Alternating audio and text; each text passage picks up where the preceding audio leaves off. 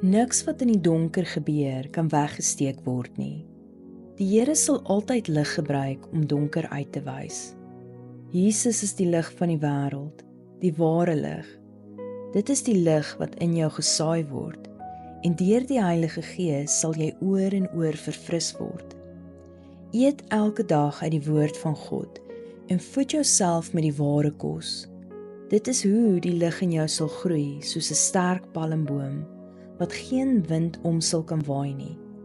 Want jou wortels is geanker in vrugbare grond, en jou voeding kom van die ware bron, Jesus Christus.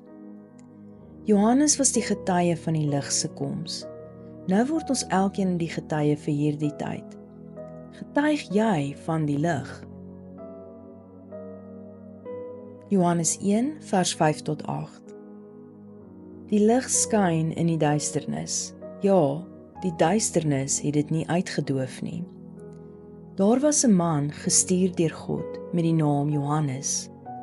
Hy het gekom met die doel om 'n getuienis te lewer, om van die lig te getuig, sodat alle mense op grond van sy getuienis sou glo. Hy was nie self die lig nie, maar het net kom getuig oor die lig.